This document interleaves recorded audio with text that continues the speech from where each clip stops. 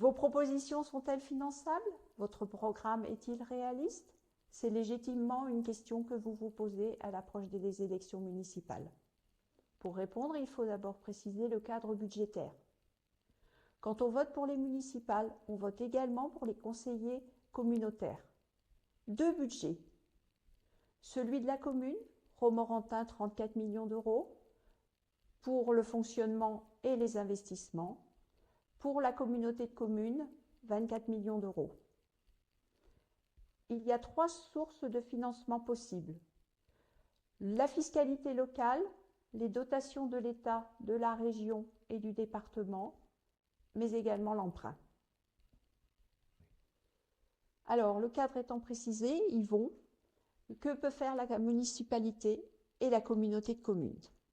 Alors d'abord, une réponse évidente, mais qui n'est pas prise en compte par tout le monde, c'est qu'il faut faire, à l'échelle de la commune comme de la communauté de communes, il faut faire ce qui ne coûte rien, mais qui d'une façon changerait tout. Tu as dit, Christine, que l'une des sources de financement des budgets communautaires et municipaux, c'était la fiscalité, c'est-à-dire l'impôt payé par les citoyens. Eh bien, si les citoyens financent, ils ont évidemment un droit d'initiative et de contrôle sur les questions budgétaires. Donc en fait, ce qu'il faut faire, c'est réinjecter dans le système sclérosé d'aujourd'hui une part de démocratie directe. Sur ce sujet, nous avons beaucoup de propositions, mais je vais mettre en évidence trois principales. Première proposition, à la fin de chaque conseil communautaire et municipal, nous proposons au moins une demi-heure de temps de parole pour le public. Ça permettra donc au public d'interpeller les élus sur les questions qu'ils viennent de traiter et qui impliquent des dépenses. Ces dépenses sont-elles légitimes? Correspondent-elles aux aspirations des citoyens? Eh bien, les citoyens eux-mêmes pourront le dire. Deuxième proposition, c'est que sur la question des grands projets, les projets donc, qui coûtent beaucoup d'argent, comme celui qui fait débat aujourd'hui du bâtiment normand dans le faubourg Saint-Roch, projet porté par la communauté de communes pour une dépense totale de 9,8 millions d'euros. Eh bien, nous aurions proposé qu'un conseil citoyen soit consulté et qu'il co-construise avec les élus ce projet. Et on pense que si on avait fait ça, l'usage prévu de ce bâtiment n'aurait pas été un usage exclusif pour les élus de la communauté de communes et pour les bureaux. Et puis d'autre part, les citoyens, puisqu'ils sont en même temps contribuables, raisonnent toujours sous l'angle de l'efficacité, de l'utilité de ce qu'on fait et ont le souci de l'argent bien dépensé. Troisièmement, il faut expliquer que le vote d'un budget se passe toujours en deux temps. Il y a d'une part le débat d'orientation budgétaire et 2 mois après le vote du budget lui-même. Entre les deux, on pourrait utiliser cet espace de 2 mois pour informer les citoyens par le biais du site internet de la ville ou par une information papier complémentaire, informer les citoyens des grandes orientations de la municipalité. Comment compte-t-elle dépenser l'argent disponible? Et à partir de là, bien, les citoyens seraient mis en situation de réfléchir à cela et de s'y opposer si vraiment la municipalité prenait à développer un projet contradictoire avec les intérêts de la population. Et là, l'outil pour s'exprimer serait le référendum local d'initiative citoyenne. Les citoyens financent, as-tu dit, les entreprises aussi, mais peut-on envisager une baisse de la fiscalité? Alors, cette baisse de la fiscalité, c'est évidemment ce que les deux autres opposants à Jamil Orjou vont promettre. Nous, c'est une question qu'on veut aborder sans démagogie. La première chose à dire, justement, pour traiter cette question sans démagogie, c'est que quand on prend le pouvoir à la suite des élections municipales, on arrive au pouvoir fin mars, début avril, entre le débat d'orientation budgétaire et le vote du budget lui-même. Et donc la première année d'exercice de ce pouvoir nous amène, dans le peu de temps qu'on a pour préparer un nouveau budget, en fait à reprendre, même si on n'est pas d'accord, les grands axes du budget précédent. Donc ne promettons pas, à part ce qu'on peut faire, que j'ai dit précédemment, et qui ne coûte rien, ne promettons pas la Lune pour la première année. Bon, pas plus après d'ailleurs la Lune, hein, on sera réaliste.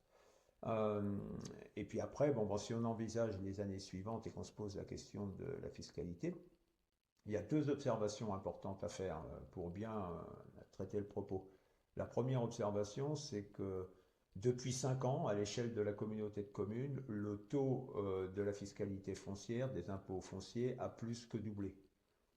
On pourrait dire normal, puisque la communauté de communes a récupéré beaucoup des compétences des communes. La dernière en date, c'est la compétence eau assainissement. Deuxième observation, c'est qu'on pourrait s'attendre, puisque la communauté de communes récupère des compétences, augmente sa fiscalité, logique, que la commune de Romorantin baisse sa fiscalité foncière, puisqu'elle perd des compétences et devrait avoir moins de dépenses à faire. Or, la fiscalité foncière est restée juste stable, sans baisse. Donc évidemment, en toute logique, c'est là qu'il faut travailler, c'est-à-dire sur la baisse de la fiscalité foncière des impôts fonciers communaux. Pour autant, quand on arrive au pouvoir, il faut mesurer ce qu'on peut faire avec l'argent disponible avant de savoir si on peut baisser les recettes. Et là, on se heurte à une difficulté, c'est que les dotations de l'État, notamment, sont en chute. Donc, il faudra examiner avec sérieux la situation avant de promettre de manière démagogique une baisse de la fiscalité. Y a-t-il quelque chose à faire face à cette situation des dotations et des subventions qui plombent les collectivités locales? Faut-il s'endetter également pour compenser? Alors, je pense qu'il faut bien prendre la mesure de l'ampleur des baisses qui plombent le budget des collectivités locales. André Léniel, maire d'Issoudun et vice-président des maires de France, a chiffré cette réalité et a montré que depuis 10 ans, de 2015 à 2025, les collectivités locales ont perdu 80 milliards d'euros. Et là, au conseil municipal du jeudi 5 février, le maire a énoncé comme ça, mais de manière allusive, comme si c'était pas important, et d'ailleurs aucun conseiller municipal d'opposition n'a relevé, alors que c'était un sujet essentiel. Il a annoncé que la loi de finances étant votée au niveau national depuis quelques jours, il fallait s'attendre à une baisse des dotations pour la commune de Romorantin de 400 à 600 000 euros. 400 à 600 000 euros, c'est par exemple pour nous, ce qui nous concerne, le coût que devrait nous coûter à peu près une régie municipale agricole. Voilà de quoi on serait privé avec une telle baisse. Un dernier élément pour mesurer l'ampleur de cette donnée, il y a eu la semaine écoulée le vote du budget du conseil départemental. À cette occasion, le président du conseil départemental a annoncé qu'aujourd'hui, sur 100 départements français, une soixantaine était en situation de quasi-faillite. Donc voilà où on en est à cause du désengagement de l'État et de ces budgets mauvais que votent les partis politiques auxquels se réfèrent tous les autres élus présents au conseil municipal. Bon, pour autant, il ne faut pas aborder cette question en étant soumis. On constate que les autres sont soumis et évoquent ces chiffres de manière passive. Nous, ce qu'on proposera, c'est de faire de la municipalité une municipalité de combat et de résistance contre cet état de fait. Et par exemple, si on prend une question centrale qui est la question de l'entretien et de la réparation des routes auxquelles visiblement les Romorantinais sont très attachés, on mobilisera le conseil avec un plan de rénovation des routes, un plan pluriannuel, et on proposera une pétition à l'ensemble de la population pour obtenir de l'État et des autres financeurs publics les moyens de réaliser ce plan.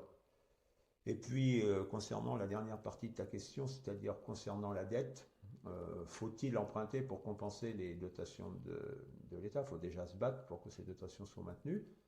Et puis la dette, il ne faut pas voir ça comme un chiffon qu'on agite pour faire peur aux gens, ce que font certains opposants à Jeannie Lorjou. Sur cette question-là, il faut prendre acte que la dette de la communauté de communes comme celle de la commune, ces deux dettes sont loin du seuil critique. Et donc, il n'y aurait pas de danger à emprunter un peu plus du moment qu'il s'agit d'utiliser intelligemment cet argent. Et donc pas de sujet tabou, la dette n'est pas, l'emprunt n'est pas un sujet tabou et il faut raisonner de manière efficace. Si on emprunte pour construire une maison pluridisciplinaire de santé, c'est un outil d'attractivité pour le territoire qui ramène des rentrées fiscales à moyen terme. Si on emprunte pour réaliser un plan de rénovation énergétique des bâtiments, évidemment que c'est une source d'économie sur le plan de l'énergie qui coûte très cher. Voilà, donc il s'agit pas de dire la dette c'est condamnable, il s'agit de savoir ce qu'on en fait. Dans cette première vidéo, nous venons donc de voir que certaines mesures ne coûtaient rien et qu'il fallait les mettre en œuvre d'urgence, comme par exemple le contrôle des citoyens sur le budget.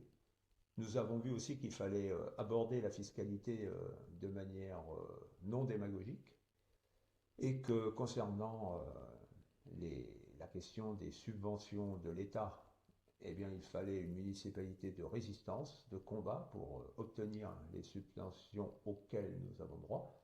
Et concernant la dette, il ne fallait pas en faire un tabou, mais qu'il fallait emprunter de manière utile. Sur ce même thème, nous envisageons une deuxième vidéo, au cours de laquelle nous évoquerons les priorités d'Euromo Citoyenne, mais également des sources d'économie que nous envisageons. N'hésitez pas à partager, à liker, à commenter cette vidéo et nous vous invitons à venir également sur notre site internet. À bientôt pour cette deuxième vidéo.